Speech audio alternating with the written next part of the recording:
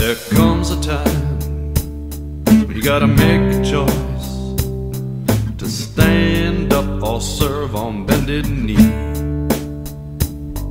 It's got a name, it's got a place in the USA called Sweet Liberty. Michigan, Pennsylvania, and North Carolina. This policy will destroy free enterprise and guarantee that we can't stop Agenda 21. Now, many Americans ask how dangerous international policies can suddenly turn up in local government, all seemingly uniform to those in communities not only across the nation, but around the globe. The answer? Meet ICLEI, a nonprofit private foundation dedicated to helping your mayor implement all of these policies. Originally known as the International Council for Local Environmental Initiatives, today the group simply calls itself ICLEI, Local Governments for Sustainability. You need to get that nasty international word out of there. In 1992, ICLEI was one of the groups instrumental in creating Agenda 21. ICLEI's mission now is to implement Agenda 21 worldwide, and it is having tremendous success. ICLEI is now operating in more than 600 cities in all 50 states. The group is shooting for 1,000 member cities in the next 3 years. Each of these cities pay dues to ICLEI to receive its programs. When local governments contract with ICLEI, they agree to implement the Agenda 21 policy of sustainable development. And here's just some of the programs that ICLEI provides cities and towns in order to spread their own particular political agenda in the name of community service and environmental protection. Software products and associated training, access to a network of experts, newsletters, conferences, and training workshops, toolkits, online resources, case studies, fact sheets, policy, and practice manuals. These tools are used to fully indoctrinate employees at City Hall to assure only sustainable policies are considered. And then there's the big one, notification of relevant grant opportunities. Money with severe strings attached.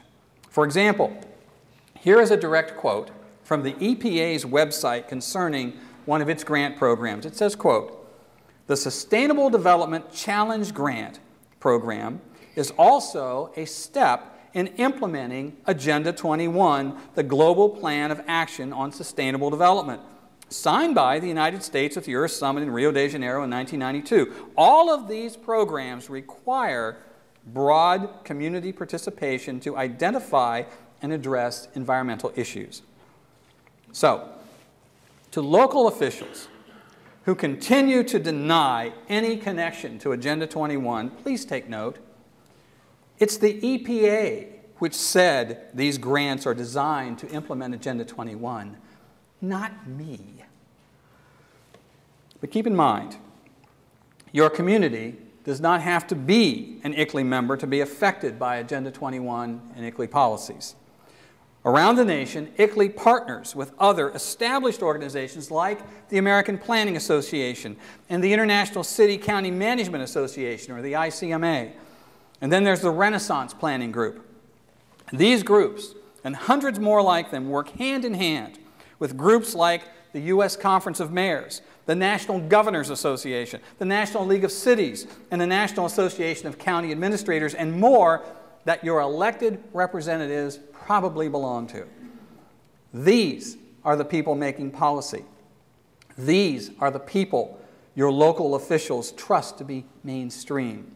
These are the true enemies of freedom in America. And that's how these policies quickly spread across the nation as enforced regulations. And here's some of the results of these efforts. Across the nation, state legislatures are passing laws requiring cities and towns to establish comprehensive development plans that include high-density urban areas, controls on energy and water use, controls on transportation, making it more difficult to drive cars, and possibly forcing you to accept light rail and high-speed trains. These laws are now being used as a weapon to force sustainable development at a rapid pace across the nation. And here's some of what you each can now expect and probably already know from talking to you, that these plans that your city fathers say will make things better. One of the most popular tools now to control energy use is the energy audit and the building review. They establish quotas for electrical use and for heating and cooling pumps and water use. That means that government bureaucrats will come into your home or your office building, quite possibly, and determine the amount of potential energy use you should have. You will be given a list of recommendations necessary to bring your home into compliance. These may include the need for a new roof, new energy-efficient appliances, new windows, etc. In Oakland, California, the City Council did just these things. And the result was an average cost to every single homeowner of at least $35,000. And if you don't comply, you may be fined and possibly unable to sell your home until you do. Across the nation, power companies in partnership with government planners are forcing the use of smart meters, and I understand you've got them. These meters contain RFID chips. The technology enables the power company to keep track of how much power you are using and control, regulate, and ration your use of that electricity. They will set the temperature in your home. And I'll tell you something. The reason they have to impose these smart meters is because they are bringing unstable wind and solar power onto the grid. It is so unstable that they have to have these meters to control the use of the power, or there will be brownouts, little motors will burn out, so on and so forth, the things that happen with that. That's why they're doing it. They refuse to look at it and say, this is nuts, we need to get more coal, we need to get more nuclear, we need to get more real power. Instead, they're making you put the smart meters on your house. Yeah. If they decide that you're using too much hot water for your showers or your washing machines, or too much air conditioning, or your electricity will be automatically turned down or even off. Moreover, a future goal is to have all of the appliances in your home replaced with those containing the same RFID chips, which the smart meter will speak to for more regulations and controls. But there is now growing evidence that the smart meters are causing medical problems for some that are affected by the radiation that comes from them.